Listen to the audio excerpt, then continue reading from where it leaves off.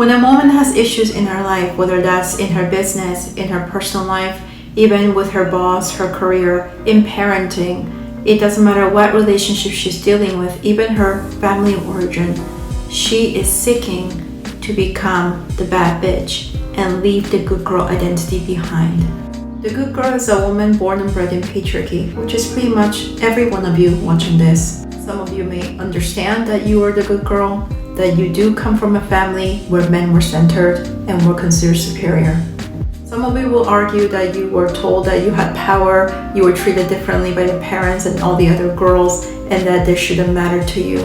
But you're still a pleaser and you're still a pick-me unless you've dismantled these deeply embedded subconscious programming that's holding you back from achieving your greatest desires and becoming happy and successful on your own terms. The good girl lives a default life, which is based on the expectations of others, mainly your parents, culture, family expectations.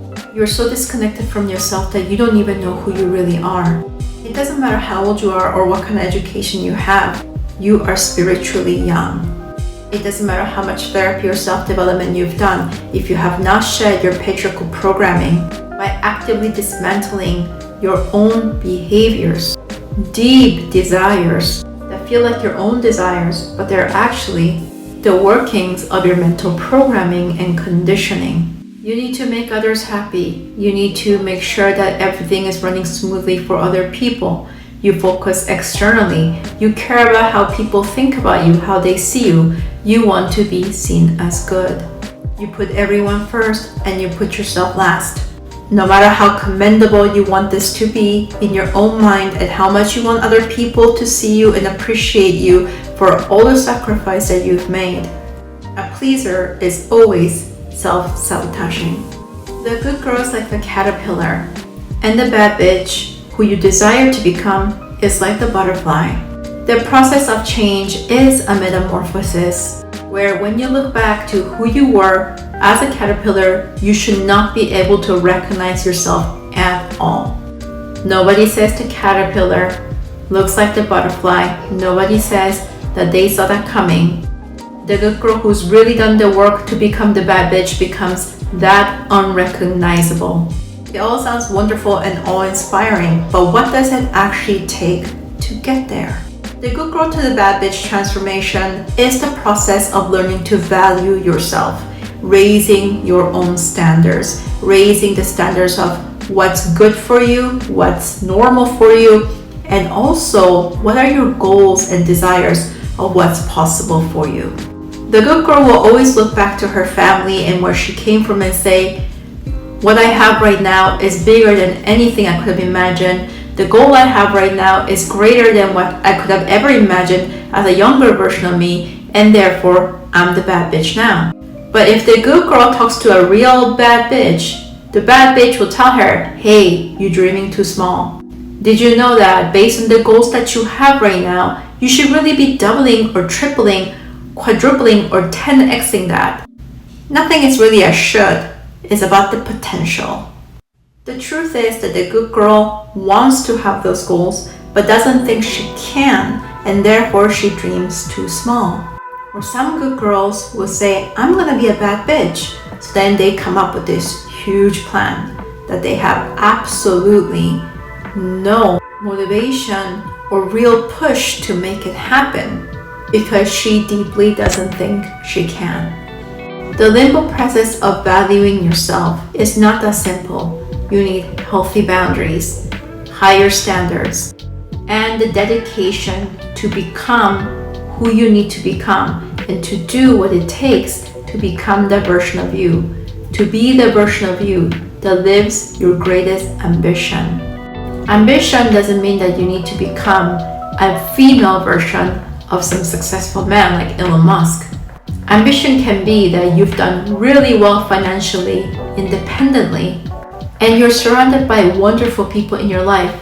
You have a life of peace, joy, excitement, and connection. That is not a small goal. It's a hefty goal for most people because it's easier to make a ton of money and have no connection, have your health fail, and suffer in loneliness without fulfillment in your life. It is much harder to have quality of life than to be really successful in one single arena. And Bad Bitch Life is about holistic success. So let's begin with talking about valuing yourself. Like any change, metamorphosis is messy, so expect it to be messy. You try to make it linear, make everything perfectly. You want it to line up in a certain way, but it won't.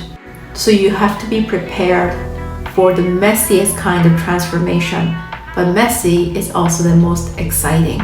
How will life be exciting without unpredictability?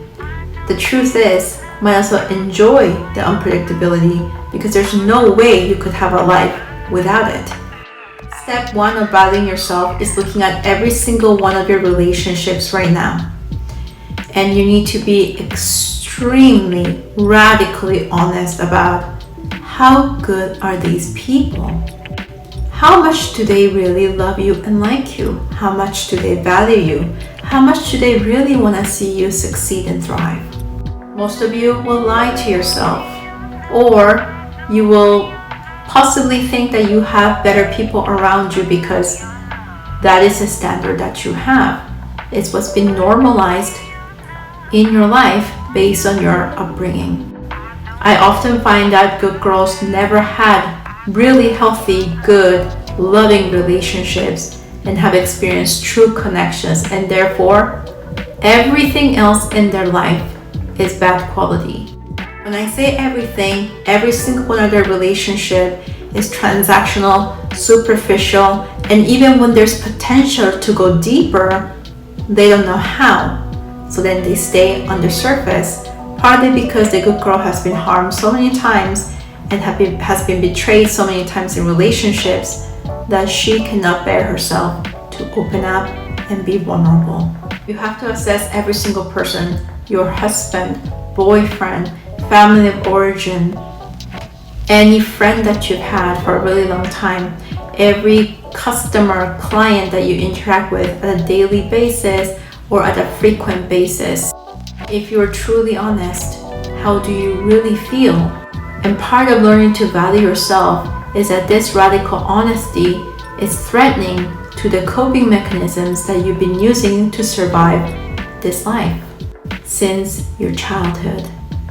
Strange things happen when you put in proper boundaries with people. Either you create distance, or you decide that this person is no longer deserving of the label best friend, or the person that you thought that cared about you was actually somebody putting you down, maybe even to the extreme of being an enemy.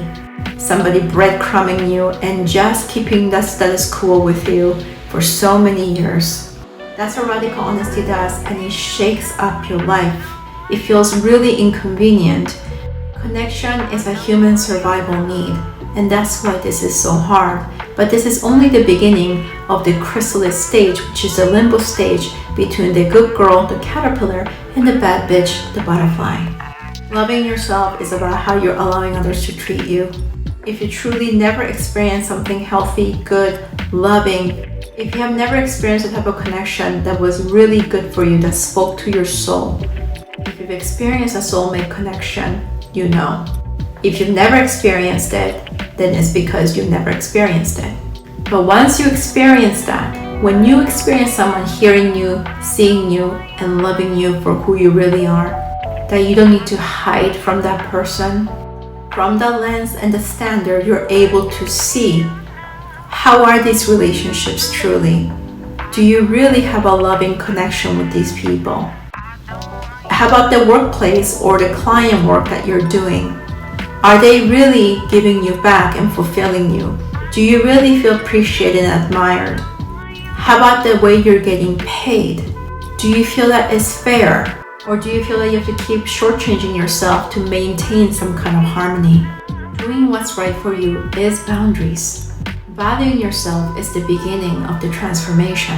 When you value yourself, you value others too, which is the foundation of fostering healthy, lasting relationships. Because the good girl often makes the mistake of not valuing others and doesn't know it, unwittingly pushing others away.